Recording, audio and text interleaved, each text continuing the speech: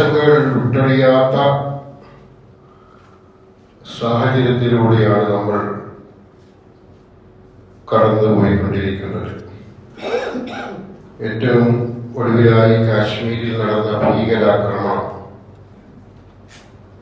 അത്യന്തം അപലനീയവും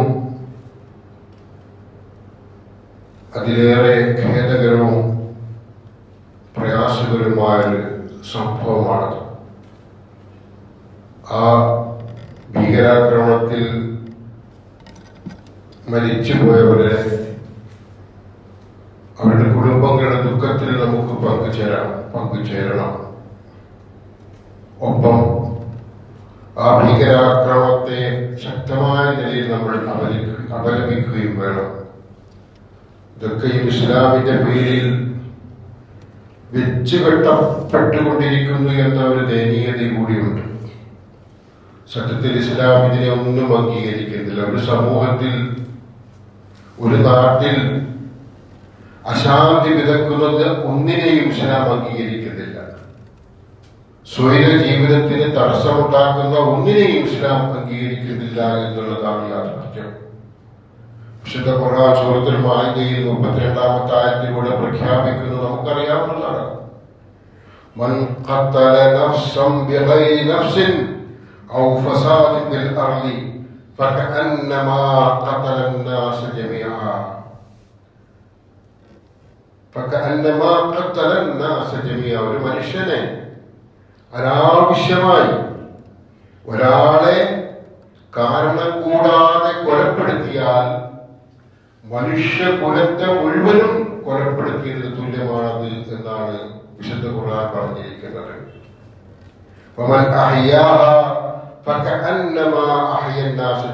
അതുപോലെ ഒരു മനുഷ്യനെ രക്ഷപ്പെടുത്തിയാൽ മനുഷ്യകുലത്തെ മൊത്തം രക്ഷപ്പെടുത്തിയതിന് തുല്യമാകുന്നു അത് എന്നും ഖുർആൻ ഉണർത്തിയിരിക്കുകയാണ്.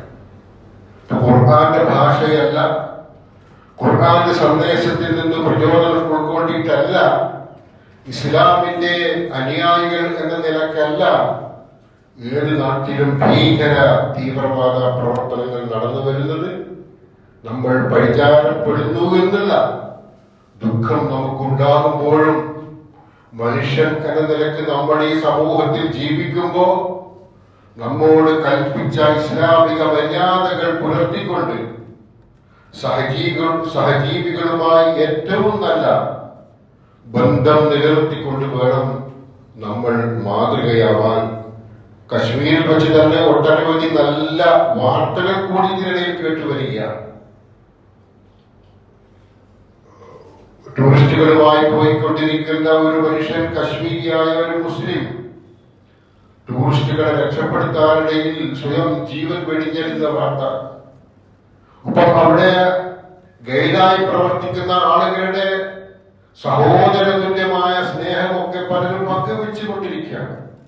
ഇസ്ലാമിന്റെ മര്യാദകൾ അവിടെ നടന്നു വരുന്നുണ്ട്, കണ്ടുവരുന്നുണ്ട്. പക്ഷേ ചിലർ ഏതോ നിഗൂഢ ലക്ഷ്യത്തിന് വേണ്ടി മതത്തെ ദുരുപയോഗം ചെയ്തോ അല്ലെങ്കിൽ മറ്റു ചില താല്പര്യങ്ങൾക്ക് വേണ്ടിയോ ഇത്തരം പ്രവർത്തനങ്ങളിൽ ഏർപ്പെടുകയാണ്. അല്ലാഹു അത്തരം ആപത്തുകളെ തൊട്ട് നമ്മെ കാത്തുരക്ഷിക്കുമാറാവട്ടെ. പ്രിയപ്പെട്ടവരെ, കഴിഞ്ഞ ഖുതുബകളിലായി രണ്ടോളം ഖുതുബകളിൽ നമ്മൾ പരാമർശിച്ചത് പ്രവാചകൻ സല്ലല്ലാഹു അലൈഹി വസല്ലമയുടെ വസിയ്യത്തുമായി ബന്ധപ്പെട്ട ചില കാര്യങ്ങളാണ്. 9 വസിയ്യത്തുകൾ പ്രവാചകൻ നൽകിയതായി രേഖപ്പെടുത്തപ്പെട്ടു. ഔസാനി ബിൽ ഇഖ്ലാസി ഫി സിർരി വൽ അലാനിയ, എന്റെ രഹസ്യ ജീവിതവും പരസ്യ ജീവിതവും നിഷ്കളങ്കമായിരിക്കണം. വൽ അദ്ലു ഫിൽ റിളാ വൽ ഗദബ്, ഒരാളോട് ദേഷ്യമുണ്ടായാൽ പോലും അയാളോട് അനീതി കാണിക്കാൻ പാടില്ല. വൽ ഖിസ്ത് ഫിൽ ഫഖ്രി വൽ ഗിനാ, ഐശ്വര്യകാലത്തും പട്ടിണിക്കാലത്തും എളിമയുള്ള ജീവിതം നയിക്കണം. വഅൻ അഫ്വ അമ്മൻ വലമനി, ഉപദ്രവിച്ചവർക്ക്, നമ്മെ ഇങ്ങോട്ട് ഉപദ്രവിച്ചവർക്ക് അങ്ങോട്ട് മാപ്പ് നൽകണം. ഈ 4 കാര്യങ്ങളെ കുറിച്ച് നമ്മൾ വിശദീകരിച്ചു കഴിഞ്ഞു. 5-ാമതായി പറയുന്നത് എന്റെ അവകാശം തടഞ്ഞു വെച്ചവനായാൽ പോലും അയാളുടെ അവകാശം അവന് നൽകണം. എന്റെ അവകാശം തടഞ്ഞു വെച്ചവനാണ് അവൻ, ഇത് ബോധ്യമാണ്, അനുഭവമാണ്. എന്നാൽ പോലും അയാൾക്ക് ലഭിക്കേണ്ടുന്ന അവകാശം അങ്ങോട്ട് തിരിച്ചു കൊടുക്കണം. എങ്ങനെയാണ് പ്രിയപ്പെട്ടവരെ നമുക്ക് ഭീകരവാദിയാവാൻ കഴിയുക? നമ്മളുടെ അവകാശങ്ങൾ തടഞ്ഞു വെച്ചവന്റെ അവകാശങ്ങൾ പോലും പിടിച്ചു വെക്കരുത് എന്ന് പ്രവാചകൻ സല്ലല്ലാഹു അലൈഹി വസല്ലം ഉണർത്തിയതായി ഇവിടെ രേഖപ്പെടുകയാണ്. നമുക്കറിയാമല്ലോ മക്കം ഫതഹ്. പ്രവാചകൻ സല്ലല്ലാഹു അലൈഹി വസല്ലം വലിയ വലിയ പ്രയാസങ്ങൾ സഹിച്ച് മക്കയിൽ ജീവിച്ച 10-13 വർഷക്കാലം എന്തെന്ത് ദ്രോഹങ്ങളാണ് പ്രവാചകനെതിരെ ശത്രുക്കൾ ചെയ്തത്. നമസ്കാരം നിർവഹിക്കുമ്പോൾ ഒട്ടകത്തിന്റെ കുടൽമാല കഴുത്തിൽ അണിയിച്ച് സുജൂദിൽ നിന്ന് എഴുന്നേൽക്കാൻ പോലും കഴിയാതെ പ്രയാസപ്പെട്ട പ്രവാചകൻ സല്ലല്ലാഹു അലൈഹി വസല്ലം, നബി സല്ലല്ലാഹു അലൈഹി വസല്ലം നടന്നു പോകുന്ന വഴിയിൽ മുള്ളുകൾ വിതറി ശല്യം ചെയ്തുകൊണ്ടിരുന്ന ആളുകൾ, നബിയുടെ പ്രിയപ്പെട്ട ബന്ധുമിത്രാദികൾ താമസിക്കുന്ന പ്രദേശത്തേക്ക് അഭയം തേടാൻ ശ്രമിച്ചപ്പോൾ പോലും കുട്ടികളെ വിട്ട് കല്ലെറിഞ്ഞ് പ്രവാചകരെ തിരിച്ചയച്ച ക്രൂരന്മാരായ ആളുകൾ, പ്രവാചകനിൽ വിശ്വസിച്ചു എന്ന ഒറ്റ കാരണത്താൽ വലിയ കരിങ്കല്ല് പാറക്കല്ല് നെഞ്ചത്ത് കയറ്റിവെച്ച് മണലാരണത്തിലൂടെ വലിച്ചിഴക്കപ്പെട്ട സ്വഹാബികൾ, അങ്ങനെ ഒരുപാട് ക്രൂരമായ പീഡനങ്ങൾ ഏൽപ്പിക്കപ്പെട്ട മക്കയിലേക്ക് ഒരു 10 ശേഷം, ഒരു 10 അല്ലെങ്കിൽ ഹിജ്റ 8-ാം വർഷത്തിൽ പ്രവാചകൻ തിരിച്ചു വരികയാണ്. അനുയായികളോടൊപ്പം തിരിച്ചു വരികയാണ്. സ്വാഭാവികമായും ഒരു പ്രതികാരത്തിന്റെ സന്ദർഭമാണ്, അവസരമാണത്. ഒരു സുന്ദരമായ അവസരം പ്രവാചകന് കൈവരികയാണ്. 3 വഴികളിലൂടെയാണ് അവരൊക്കെയും മക്കയിലേക്ക് പ്രവേശിച്ചത്. അവരാകെ വേദാറിലാണ്. നമ്മൾ ഈ നാട്ടിൽ നിന്നും ഇവിടെ ജനിച്ചു വളർന്ന വ്യക്തി എന്ന നിലക്ക് മുഹമ്മദിനെയും അനുയായികളെയും ആട്ടിയോടിച്ചിരുന്നു എന്നവർക്ക് ബോധ്യപ്പെട്ടു. ഒന്നുകൂടി പ്രവാചകനടക്കമുള്ളവരുടെ സ്വത്തുക്കളൊക്കെയും അപഹരിച്ചിരുന്നു ഇവർ. അങ്ങനെയുള്ള മുഹമ്മദിത സർവ സന്നാഹങ്ങളോടെ മക്കയിലേക്ക് വരികയാണ്. ആ ഭയപ്പാടിലാണ് ഖുറൈശികൾ. പ്രവാചകൻ ചോദിച്ചു, ഏത് നിലക്കാണ് ഞാൻ നിങ്ങളുമായി ബന്ധപ്പെടുക, അല്ലെങ്കിൽ നിങ്ങൾ എന്താണ് എന്നിൽ നിന്നും പ്രതീക്ഷിക്കുന്നത്? അവർ പറഞ്ഞു, നിസ്സഹായരാണ് അവർ. പ്രവാചകരെ അല്ലെങ്കിൽ മുഹമ്മദെ, അങ്ങിൽ നിന്നും നല്ലത് മാത്രമേ ഞങ്ങൾ പ്രതീക്ഷിക്കുന്നുള്ളൂ. കാരണം മുഹമ്മദ് നബി സല്ലല്ലാഹു അലൈഹി വസല്ലമയുടെ ജീവിതം മുഴുക്കെ നല്ലത് മാത്രമായിരുന്നു, നീതിയുടെ പക്ഷത്തായിരുന്നു എന്നും പ്രവാചകൻ സല്ലല്ലാഹു അലൈഹി വസല്ലം നിലകൊണ്ടിരുന്നത്. കളവോ ചതിയോ പ്രവാചകൻ അറിയില്ലായിരുന്നു. അങ്ങനെ നീതിക്കൊപ്പം സത്യത്തിനൊപ്പം നിന്ന പ്രവാചകൻ സല്ലല്ലാഹു അലൈഹി വസല്ലമിൽ നിന്നും ഞങ്ങൾ നീതി മാത്രമേ പ്രതീക്ഷിക്കുന്നുള്ളൂ എന്നവർ പറഞ്ഞു. പ്രവാചകൻ സല്ലല്ലാഹു അലൈഹി വസല്ലം ഒന്നും പറഞ്ഞില്ല. പ്രവാചകൻ സല്ലല്ലാഹു അലൈഹി വസല്ലം ഒരൊറ്റ വാക്ക് മാത്രമേ പ്രതികരിച്ചുള്ളൂ, നിങ്ങൾ സ്വതന്ത്രരാണ് കേട്ടോ. എന്റെ അനുയായികളെ കൊന്നില്ലേ, എന്നെ ഒരുപാട് പ്രയാസപ്പെടുത്തിയില്ല എന്ന പരിഭവം ഒന്നും പ്രവാചകൻ പറഞ്ഞില്ല. എന്ന പഴയകാല ചരിത്രമൊന്നും പ്രവാചകൻ അവരുടെ മുമ്പാകെ ഓർമ്മപ്പെടുത്തിയില്ല. പ്രവാചകൻ പറഞ്ഞു, നിങ്ങളുടെ മേൽ ഒരു പ്രതികാര നടപടിയുമില്ല, പോയിക്കൊള്ളുക. ഇങ്ങോട്ട് ചെയ്ത കൊടിയ പീഡനങ്ങള് ഏറ്റവും മനോഹരമായ രീതിയിൽ പ്രവാചകൻ സല്ലല്ലാഹു അലൈഹി വസല്ലം തിരിച്ചടിച്ചത്, പ്രതികാരം ചെയ്തത് ഇவ்விധത്തിലായിരുന്നു. അവരുടെ മനസ്സുകൾ ഉണർന്നു, സഹുചിതത്വം നിറഞ്ഞ അവരുടെ മനസ്സുകൾ ഉണർന്നു. അവരിൽ പലരും ഇസ്ലാമിന്റെ വിശാലത തിരിച്ചറിഞ്ഞ് ഇസ്ലാം പുൽകിക്കൊണ്ടേയിരുന്നു. വലിയൊരു സംഭവമാണ്. ലോകത്ത് ഇത്രമാത്രം വിശാലമായ മനുഷ്യരെ ചേർത്ത് പിടിച്ച ഒരു സംഭവം ഉണ്ടായിട്ടില്ല. നേരത്തെ സൂചിപ്പിച്ച ഹദീസ് പറയുന്നത്,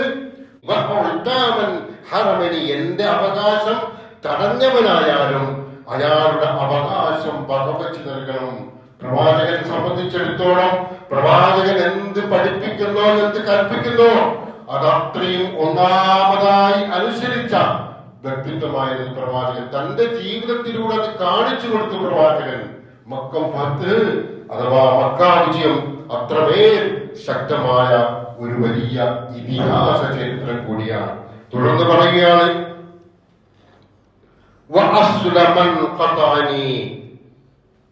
ആറാമതായി പറയുന്നു, ബന്ധം മുറിച്ചവനോട് അങ്ങോട്ട് ബന്ധം ചേർക്കണം.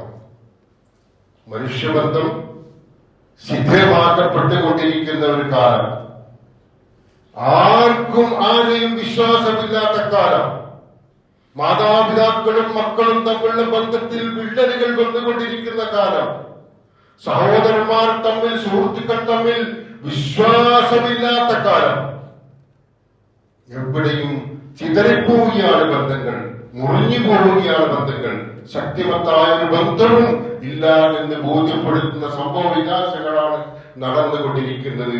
സ്വത്തിന്റെ പേരിൽ നമസ്കാരം നിർവഹിച്ചു കൊണ്ടിരിക്കുന്ന ഉമ്മയെ കൊന്നുകളഞ്ഞ മകന്റെ ചരിത്രം നമ്മൾ കേട്ടിട്ടുണ്ട്. ലഹരി ഉപയോഗിക്കാൻ കാശ് നൽകാത്തതിന്റെ പേരിൽ ഉമ്മയെ തലക്കടിച്ചു കൊന്ന മകന്റെ ചരിത്രവും നമ്മൾ കേട്ടുകൊണ്ടിരിക്കുകയാണ്. ഉമ്മ ഉപ്പ, ഉമ്മ മക്കൾ എന്ന ബന്ധം പോലും തകർന്നടിഞ്ഞുകൊണ്ടിരിക്കുന്ന ഒരു കാലം. ഇവിടെ പറയുകയാണ്, ബന്ധം മുറിച്ചവരോട് അങ്ങോട്ട് ബന്ധം ചേർക്കണം. ബന്ധം മുറിച്ചു മാറ്റാനുള്ളതല്ല, അത് പവിത്രമാണ്, അത് വിശാലമാണ്, അത് ഏറ്റവും നല്ല രീതിയിൽ സൂക്ഷ്മതയോടെ കൈയാളണമെന്നാണ് ഇവിടെ സൂചിപ്പിച്ചിരിക്കുന്നത്. വിശുദ്ധ ഖുർആൻ സൂറത്തുൽ ബഖറ 27-ാമത്തെ ആയത്ത്, അല്ലദീന യഖൂലൂന അല്ലാഹു മിൻ ബഅദി മീസാഖിഹി, അല്ലാഹുവിന്റെ ഉത്തരവ് അവൻ ശക്തിയുക്തം നൽകിയതിനു ശേഷം അതിന് എതിർ പ്രവർത്തിക്കുന്നവർ, വയഖ്തൂന മാ അമറല്ലാഹു ബിഹി അൻ യൂസല, അല്ലാഹു കൂട്ടിച്ചേർക്കുവാൻ കൽപ്പിച്ചതിനെ മുറിച്ചു വേർപെടുത്തുന്നവർ, അല്ലാഹു കൂട്ടിച്ചേർക്കാൻ കൽപ്പിച്ച ബന്ധങ്ങളെ മുറിച്ച് ശിഥിലമാക്കുന്ന ആളുകൾ, അത്തരം ആളുകളൊക്കെയും അധർമ്മകാരികളാണെന്നാണ് ഈ ആയത്തിലൂടെ പറയുന്നത്. സൂറത്ത് റാദിൽ കാണാം, വല്ലദീന യൻഖുദൂന അഹദല്ലാഹി മിൻ ബഅദി മീസാഖിഹി, അല്ലാഹുവോടുള്ള ബാധ്യത ഉറപ്പിച്ചതിന് ശേഷം അത് ലംഘിക്കുന്നവർ, വയഖ്തഊന മാ അമറല്ലാഹു ബിഹി അൻ യൂസല വയുഫ്സിദൂന ഫിൽ അർദ്, കൂട്ടിയിണക്കപ്പെടാൻ അള്ളാഹു കൽപ്പിച്ച ബന്ധങ്ങളെ അറുത്ത് കളയുകയും ഭൂമിയിൽ കുഴപ്പമുണ്ടാക്കുകയും ചെയ്യുന്നവർ, അവർക്ക് ശാപം എന്നാണ് വിശുദ്ധ ഖുർആൻ സൂറത്ത് റാദിൽ പറയുന്നത്. ബന്ധങ്ങളെ മുറിച്ചു മാറ്റുന്ന ആളുകൾ, അത്തരം ആളുകൾക്ക് വിശ്വാസിയായി ജീവിക്കാൻ അവകാശമേ ഇല്ല.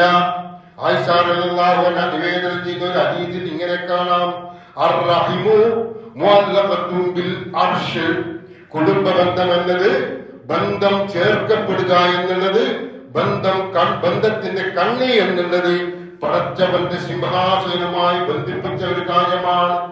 കുടുംബ ബന്ധം പടച്ചവന്റെ സിംഹാസനവുമായി ബന്ധിപ്പിച്ച കാര്യമാണ്. തഖൂലു, എന്നിട്ടത് ദിവസവും പറയും, മൻ വസലനി വസല വസലല്ലാഹ്, മൻ വസലനി വസലല്ലാഹ്, ഞാനുമായി അഥവാ ഈ ബന്ധം ചേർക്കുന്ന കാര്യം അതുമായി ആരാണോ അതിനെ സൂക്ഷ്മതയോടെ നിലനിർത്തുന്നത് അവരുമായി അല്ലാഹു ബന്ധം ചേർക്കും. ഞാനുമായി കുടുംബ ബന്ധം എന്ന ഈ കണ്ണിയുമായി ആരാണോ ശ്രദ്ധയോടെ തന്നെ നിലനിന്നു പോകുന്നത്, ജീവിച്ചു പോകുന്നത്, അവരുമായി അല്ലാഹു ബന്ധം ചേർക്കും. വമൻ ഖതഅനി ഖതഅല്ലാഹ്, ആരാണ് ഞാനുമായി കണ്ണി മുറിച്ചത് അഥവാ ഈ ബന്ധം ചേർക്കുന്ന കണ്ണിയുമായി ആരാണ് മുറിച്ചു മാറ്റി കളഞ്ഞ് ഒഴിവാക്കി കളഞ്ഞത്, അവരുമായി അല്ലാഹു ബന്ധം മുറിച്ചു കളയും. അവരുമായി അല്ലാഹു ബന്ധം മുറിച്ചു കളയും. നമ്മൾ പലപ്പോഴും കേട്ട ഒരു സംഭവം ആവർത്തിക്കുകയാണ്. പ്രവാചകൻ സല്ലല്ലാഹു അലൈഹി വസല്ലമയുടെ അടുക്കൽ ഒരു സ്വഹാബി വന്ന് പറയുകയാണ്, എന്റെ ഇന്നാലിന്ന ബന്ധു, അയാളുമായി ഞാൻ നല്ല രീതിയിൽ അങ്ങോട്ട് ബന്ധപ്പെട്ടുകൊണ്ടിരിക്കുന്നു, പക്ഷേ ഇങ്ങോട്ട് എന്നോട് ഒരു അനുകൂലമായ സമീപനവും അദ്ദേഹത്തിനില്ല. എന്തോ ഒരു നീരസം, എന്തോ ഒരു വിയോജിപ്പ്, എന്തോ ഒരു അകൽച്ച, ഒരു പിണക്കം അയാൾക്കുണ്ട്. പലപ്പോഴും ഞാൻ അദ്ദേഹത്തെ കാണുമ്പോൾ സ്വലാം ചൊല്ലും, അദ്ദേഹത്തിന്റെ വീട്ടിൽ പോകും, അദ്ദേഹത്തിന്റെ വീടുപാട്ടിന്റെ ക്ഷേമാന്വേഷണങ്ങളൊക്കെ നടത്തും, പക്ഷേ ഇങ്ങോട്ട് ആ രീതിയിലുള്ള ഒരു അനുഭാവവും കാണിക്കുന്നില്ല. ഞാൻ ചെന്നാൽ എന്നെ പരിഗണിക്കുന്നില്ല, ഇങ്ങോട്ട് സ്വലാം ചെല്ലുന്നില്ല, സ്വലാം ചെല്ലിയാൽ മടക്കുന്നില്ല, എന്തോ ഒരു അവഗണന ഞാൻ നേരിട്ട് കൊണ്ടിരിക്കുകയാണ്, ഇനി ഞാൻ എന്താണ് ചെയ്യേണ്ടത് എന്ന് പ്രവാചകൻ സല്ലല്ലാഹു അലൈഹി വസല്ലമയോട് ഈ സഹാബി ചോദിച്ചപ്പോ പ്രവാചകൻ പറയുകയാണ്, നീ ഇന്ന് വരെ നിലനിർത്തി പോന്ന ആ ബന്ധത്തിന്റെ രീതി അതേപോലെ തന്നെ നീ നിലനിർത്തണം. ഇനി എങ്ങാനും അവൻ എന്നെ മടുപ്പിക്കുകയാണല്ലോ എന്നോർത്ത് നിനക്കും മടുപ്പ് വരികയാണെങ്കിൽ നീ അവനോട് അങ്ങോട്ട് ചേർത്ത് വെക്കാൻ ശ്രമിച്ചുകൊണ്ടിരിക്കുന്ന ഈ സൗഹൃദവും ബന്ധവും നീ ഉപേക്ഷിക്കുകയാണെങ്കിൽ അറിയണം, നീ നരകത്തിലെ വിറക് ചാരമായി തീരുന്നതുപോലെ ചാരമായി തീരും. പറയാ, അങ്ങോട്ട് നമ്മൾ എത്ര നിന്നിട്ടും ഇങ്ങോട്ട് നന്നാവാത്തൊരു മനുഷ്യനോട് സ്വാഭാവികമായും നമ്മൾ ചിന്തിച്ചു പോകുന്ന ഒരു ചിന്ത പ്രവാചകന്റെ മുമ്പിൽ പങ്കുവെച്ചപ്പോ പ്രവാചകൻ പറയുകയാണ്, അങ്ങോട്ട് നിരന്തരം ബന്ധം പുതുക്കിക്കൊണ്ടേയിരിക്കണം. ഇങ്ങോട്ട് എന്ത് ലഭിച്ചാലും സാരമില്ല, ഇങ്ങോട്ട് എത്ര അവഗണന നേരിടേണ്ടി വന്നാലും സാരമില്ല, അങ്ങോട്ട് ആ ബന്ധം നിലനിർത്തണം. പ്രിയപ്പെട്ടവരെ, കാശ്മീർ പോലുള്ള സ്ഥലത്ത് ഇപ്പോഴും ഭീകരവാദത്തിന്റെ പേരിൽ ഇസ്ലാമിനെ ആക്രമിക്കുന്നവർ നോക്കൂ, ഈ ഒരു ചിന്തയെ, ഇസ്ലാം മുന്നോട്ട് വെച്ച ഈ ആശയത്തെ ഒന്ന് തിരിച്ചറിയണം.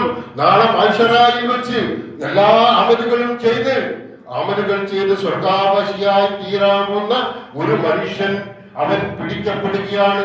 അവനോട് വീണ്ടും രണ്ട് കാര്യങ്ങളെ കുറിച്ച് ചോദിക്കുമ്പോ ആ രണ്ട് കാര്യത്തിൽ അവൻ അബദ്ധം കാണിച്ചിരിക്കുന്നുവെന്ന് സാമ്പത്തിക ഇടപാട്, ഒരുപാട് സൂക്ഷ്മതക്കുറവൻ വരുത്തി വെച്ചു.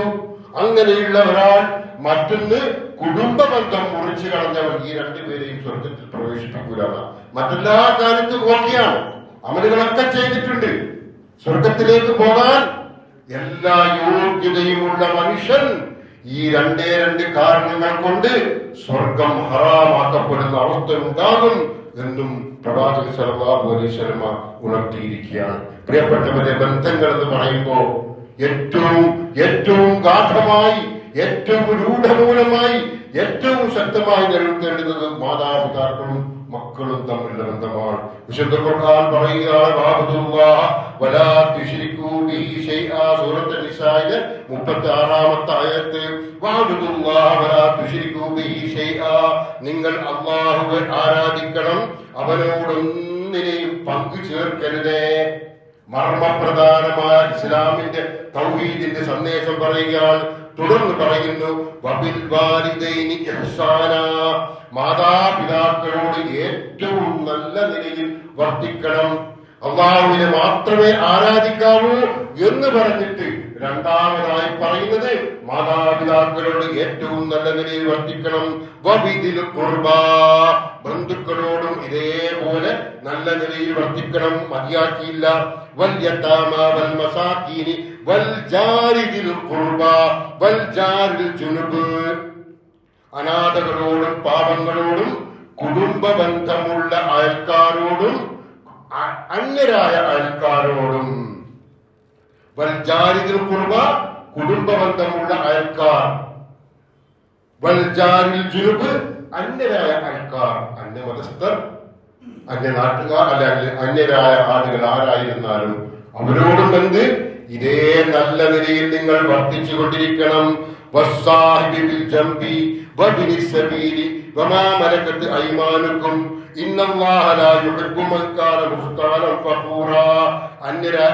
സഹവാസികളോടും വഴിപോക്കനോടും നിങ്ങളുടെ വലത് കൈ ഉടമപ്പെടുത്തിയ അടിമകളോടും നല്ല നിലയിൽ നിങ്ങൾ വർദ്ധിക്കണം.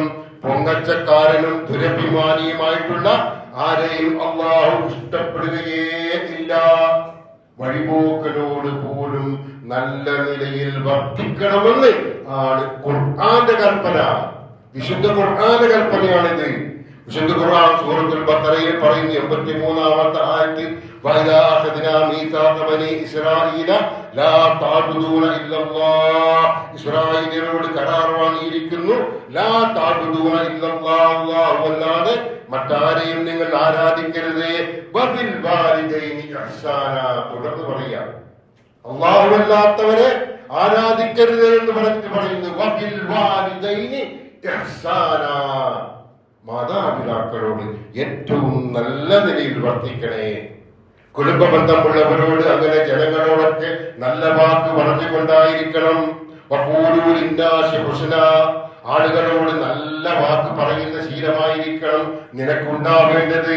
ബന്ധുമിത്രാദികളോട്, മാതാപിതാക്കൾ അടങ്ങുന്ന എല്ലാവരോടും ഏറ്റവും നല്ല രീതിയിൽ വർത്തിക്കണമെന്നാണ് ഖുർആൻ പറയുന്നത്. ഒരൊറ്റ സംഭവം മാത്രം അതുമായി ബന്ധപ്പെട്ട് പറയാം. അൽഖമ റളിയല്ലാഹു അൻഹു പ്രവാചകൻ സല്ലല്ലാഹു അലൈഹി വസല്ലമയോടൊപ്പം ജീവിച്ച സ്വഹാബിയാണ്. അദ്ദേഹം മരണവക്തത്തിലാണ്, മരണാസന്നനായി കിടക്കുകയാണ്.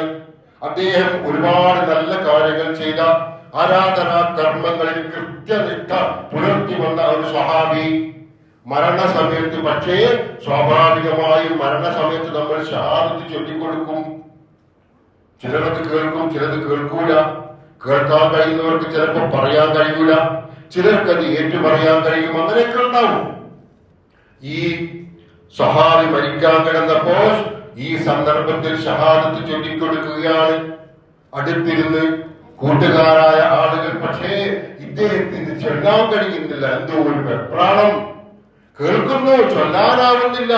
എന്താ റബ്ബേ സംഭവിച്ചിരിക്കുന്നത്? അവർക്കൊക്കെ ആശങ്കയായി. നല്ലൊരു മനുഷ്യന, നമസ്കാരം, നോമ്പ്, സക്കാത്ത് കാര്യങ്ങളിലൊക്കെ അതിസൂക്ഷ്മത പുലർത്തിക്കൊണ്ടിരുന്ന മനുഷ്യൻ ഉടൻ തന്നെ പ്രവാചകന്റെ അടുക്കലേക്ക് ആള് പോയി പറഞ്ഞ് അൽഖമാറില്ലെന്നു മരണാസനായി കിടക്കുകയാണ്. ചൊല്ലിക്കൊടുത്തിട്ട് ചൊല്ലാൻ കഴിയുന്നില്ല. പ്രവാചകൻ സല്ലല്ലാഹു അലൈഹി വസല്ലം ഉടനെ അന്വേഷിച്ചു, അദ്ദേഹത്തിന്റെ മാതാപിതാക്കൾ ആരെങ്കിലും ജീവിച്ചിരിപ്പുണ്ടോ? അപ്പൊ പറഞ്ഞു, ഒരു വൃദ്ധയായ മാതാവുണ്ട്. പ്രവാചകൻ സല്ലല്ലാഹു അലൈഹി വസല്ലം ആ മാതാവിനെ കണ്ടു. എന്നിട്ട് ചോദിച്ചു, അൽഖമയുമായുള്ള നിങ്ങളുടെ ബന്ധം എന്താണ്, എങ്ങനെയാണ്?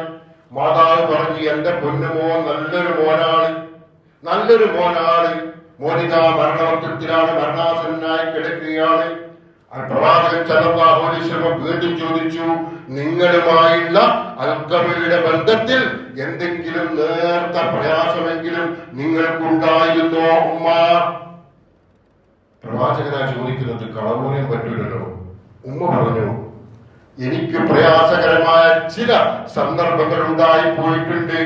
പലപ്പോഴും ഞാൻ ചില കാര്യങ്ങൾ പറയും മോനോട്, പക്ഷേ മോനത് അവഗണിച്ച് കളയും. മാത്രമല്ല ഭാര്യ പറയുന്ന കാര്യത്തിന് മുൻതൂക്കം നൽകുകയും ചെയ്യും. ഭാര്യ പറയുന്നതായിരിക്കും കുറച്ചുകൂടി ഞാൻ ചിലപ്പോ. പക്ഷേ ഉമ്മയെ വിഷമിപ്പിക്കുന്ന രീതിയിൽ, ഉമ്മയെ അവഗണിക്കുന്ന രീതിയിൽ ഭാര്യയുടെ വാക്കുകൾക്ക് വിലമതിക്കുകയും ഉമ്മയുടെ വാക്കുകളെ അവഗണിക്കുകയും ചെയ്യുമ്പോൾ എനിക്ക് എന്റെ മനസ്സ് വല്ലാതെ നൊന്തുപോയിരുന്ന സന്ദർഭങ്ങൾ ഉണ്ടായിട്ടുണ്ട്. പ്രവാചകൻ പറഞ്ഞു സഹാബികളോട് ഈ വിവരം പറയാൻ. പ്രവാചകൻ അടുക്കൽ പോയ ആളുകളോട് പറഞ്ഞു, കുറച്ച് വിറക് കൊണ്ടുപോകാം. എന്നിട്ട് പ്രവാചകൻ പറയുകയാണ്, അൽഖമ ഇതാ മരണാസനായി കിടക്കുന്ന അൽഖമയെ ഈ വിറകിലിട്ട് ചുട്ടുകരിക്കണം. ഞെട്ടിപ്പോയി. ഉമ്മ പോലും കരഞ്ഞുപോയില്ല, എന്റെ മോനെ ആ രീതിയിലൊന്നും ചെയ്യരുത് എന്ന് പറഞ്ഞപ്പോ പ്രവാചകൻ പറയുകയാണ്, നരകത്തിന്റെ ചാരമായി തീരാൻ പോവുകയാണ് അൽഖമ. സ്വഹാബിയാണ്. പ്രവാചകനോടൊപ്പം ജീവിച്ച് ഇസ്ലാം മതം ആശ്ലേഷിച്ച് ഇസ്ലാമിക കർമാനുഷ്ഠാനങ്ങൾ നിർവഹിച്ചു വന്ന സ്വഹാബി. ആ സഹാബിയെ കുറിച്ചാണ് പറയുന്നത്. പ്രവാചകൻ നരകത്തിലെ ചാരമാകാൻ പോവുകയാണ്.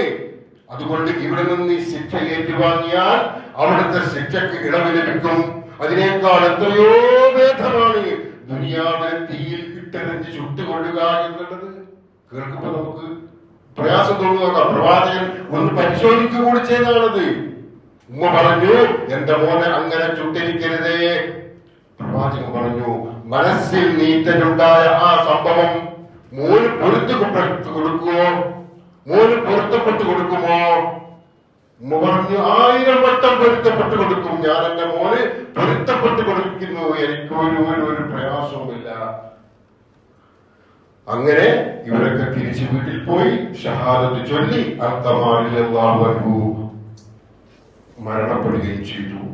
പ്രിയപ്പെട്ടവരെ, ഉമ്മയെ ജീവിതത്തിന്റെ ഒരുപാട് ഘട്ടങ്ങൾ ഉണ്ടായിട്ട് വളരെ അപൂർവമായ ഏതോ ഒരു ചില സന്ദർഭങ്ങളിൽ ഉമ്മയേക്കാൾ ഭാര്യയുടെ വാക്കുകൾ പരിഗണിച്ചു എന്നതിന്റെ പേരിൽ, ഉമ്മാക്ക് പ്രയാസമുണ്ടായി എന്നതിന്റെ പേരിലാണ് ഈ ഈമാൻ ഉൾക്കൊണ്ട മനുഷ്യൻ നരകാവകാശിയായി തീരുന്നത്. മാത്രമല്ല, അത്തമാറിനെ ഖബറടക്കിയ ശേഷം പ്രവാചകൻ അവിടുന്ന് പ്രഖ്യാപിച്ചു,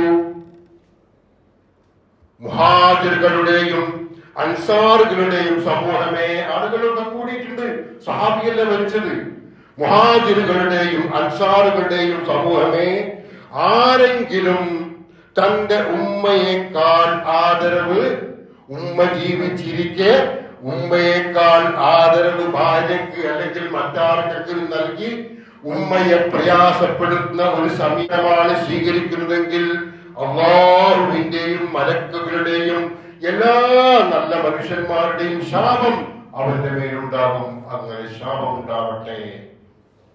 പ്രിയപ്പെട്ടവരെ, എത്രമേൽ മനോഹരമായ രീതിയിലാണ് മാതാപിതാക്കളും മക്കളുമായുള്ള ബന്ധം ഇസ്ലാം പഠിപ്പിച്ചു തന്നിരിക്കുന്നത്. അതുപോലെ കുടുംബവുമായി ബന്ധപ്പെട്ട ഒരുപാട് കാര്യങ്ങൾ ഭാര്യയുമായി ബന്ധപ്പെട്ടുണ്ട്, സഹോദരി സഹോദരന്മാരുമായി ബന്ധപ്പെട്ടുണ്ട്, മക്കളുമായി ബന്ധപ്പെട്ടിട്ടുണ്ട്. വിശുദ്ധ ഖുർആൻ സൂറത്തുൽ തഗാബുൻ പറയാണ്, യാ അയ്യുഹല്ലദീന ആമനൂ ഇന്ന മിൻ അസ്വാജികും വഔലാദികും അദുവ്വൻ ലക്കും, സത്യവിശ്വാസികളെ, തീർച്ചയായും നിങ്ങളുടെ ഇണകളിലും നിങ്ങളുടെ മക്കളിലും നിങ്ങൾക്ക് പ്രതിയോഗികളുണ്ട്. അതിനാൽ അവരെ നിങ്ങൾ ശ്രദ്ധിക്കണേ, നിങ്ങൾ അവർക്ക് മാപ്പ് നൽകണേ. മക്കൾ മാതാപിതാക്കളുമായി അകലാൻ ഇന്ന് വലിയ കാരണമൊന്നും വേണ്ട.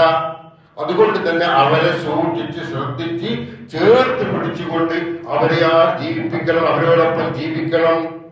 വലതും സാലിഹുൻ യദ്ഊനഹു എന്ന് പ്രവാചകൻ പഠിപ്പിച്ചു. ഒരാൾ മരണപ്പെട്ട് കഴിഞ്ഞാൽ നല്ല മോൾ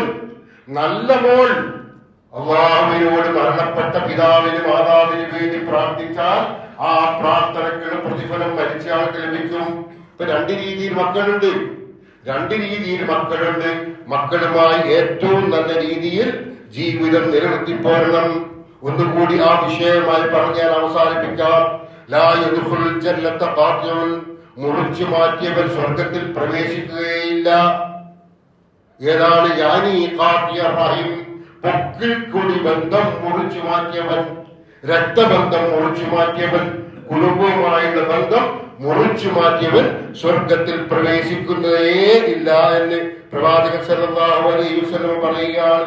ഒരു സന്ദർഭത്തിൽ പ്രവാചകൻ പറഞ്ഞു, ഖദ്ദംനൽ മദീനത ഫഇദാ റസൂലുള്ളാഹി സ്വല്ലല്ലാഹു അലൈഹി വസല്ലം, ഞങ്ങൾ മദീനയിലെത്തിയപ്പോൾ ഒരു പ്രവാചകൻ സല്ലല്ലാഹു അലൈഹി വസല്ലം പ്രസംഗ പീഠത്തിൽ മിമ്പറിൽ നിന്ന് ജനങ്ങളോട് പറയുകയാണ്, അലൽ യഖ്തബുൻ നാസ വഹു യഖൂലു യദുൽ മുഅത്തൽ ഉലിയാ, താഴെ നിൽക്കുന്ന കൈയിനേക്കാൾ ഉയർന്നു നിൽക്കുന്ന കൈയാണ് ശ്രേഷ്ഠം. എന്ന് വെച്ചാൽ ചോദിച്ച് വാങ്ങുന്ന കൈയല്ല, നൽകുന്ന കൈക്കാണ് ശ്രേഷ്ഠതയുള്ളത്. ഉള്ളതും ഇല്ലാത്തതുമായ ആളുകളായാൽ പോലും ആകാവുന്ന രീതിയിൽ നൽകിക്കൊണ്ടിരിക്കുക സദക്കയും സക്കാത്തിലേക്ക് പ്രോത്സാഹിപ്പിക്കുന്ന ഒരു വചനമാണ്.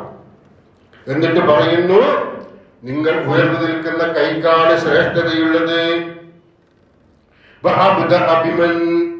അതുകൊണ്ട് നിങ്ങൾ നൽകിക്കൊണ്ടിരിക്കുക. ആർക്ക്? മാതാവിന് നൽകുക, പിതാവിന് നൽകുക, സഹോദരിക്ക് നൽകുക, സഹോദരന് നൽകുക,